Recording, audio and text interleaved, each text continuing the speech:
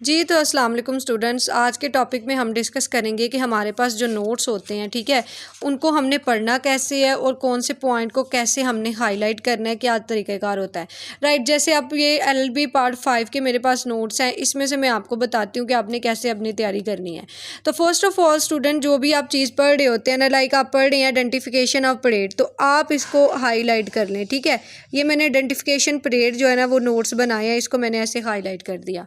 उसके बाद हम मज़ीद इसमें पढ़ते हैं, जो भी चीज़ आपने हाईलाइट करनी है ना, जो भी आपको लगता है इंपॉर्टेंट है, उसको आपने पढ़ते जाना है।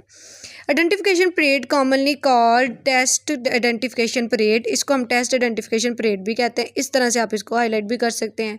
Is an important stage in criminal investigation, ये क्या है कि क्रिमिनल इन्वेस्टिगेशन में एक इम्पॉर्टेंट स्टेज है। It is governed by the high court rules order volume 3 chapter 11, मतलब ये सारा ही इंपॉर्टेंट है, ठीक है। ये मैंने मतलब इसको हाईलाइट कर लिया क्योंकि ये मुझे सारा ही इंपॉर्टेंट लगा। मतलब जो चीज़ आपको इंपॉर्टेंट लगती है उसको आप हाईलाइट करते जाएं। अब यहाँ पे ये देखिएगा, अगली हेडिंग है रेलेवेंट लॉज या रेलेवेंट प्रोविजन भी हम लिख सकते हैं, रिलाई आर्टिकल भी लिख सकते हैं। तो ये कहाँ से लिया गया है? तो ये जी बेसिकली हाई कोर्ट रूल्स जो है वॉल्यूम 3 वहाँ से है। इसके अलावा कोड ऑफ सिविल प्रोसीजर से लिया गया है, ठीक है। और इसके अलावा कानून शहादत आर्डर के जो आर्टिकल अगर आप 24 देखें ना, तो उसके अंदर जो है ना आइडेंटिफिकेशन परेड का मुकम्मल तरीक़ाकार लिखा हुआ है, ठीक है। ये चीज़ है।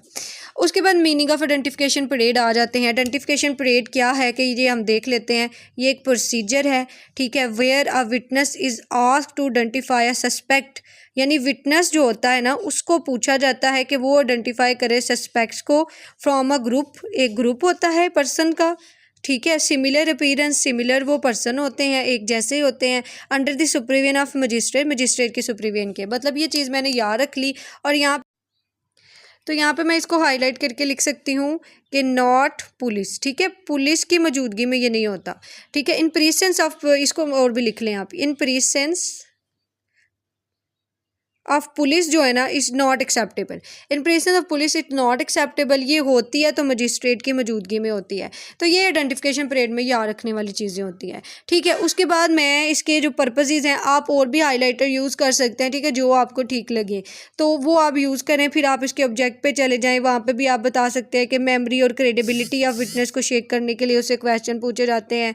फिर आप बता सकते हैं कि जी to ensure that the accused is not falsely implicated, ये चीज़ यकीन दहानी करवाने के लिए कि एक्यूज जो है वो गलत बयानी नहीं कर रहा, ठीक है। तो स्ट्रेंथन प्रोसिक्यूशन एविडेंस, एविडेंस जो है प्रोसिक्यूशन की वो देखने के लिए कि वो बिल्कुल ठीक है कि नहीं है, इस मकसद के लिए होता है। To eliminate suspicion of police manipulation, ठीक है, ये चीज़ होती है।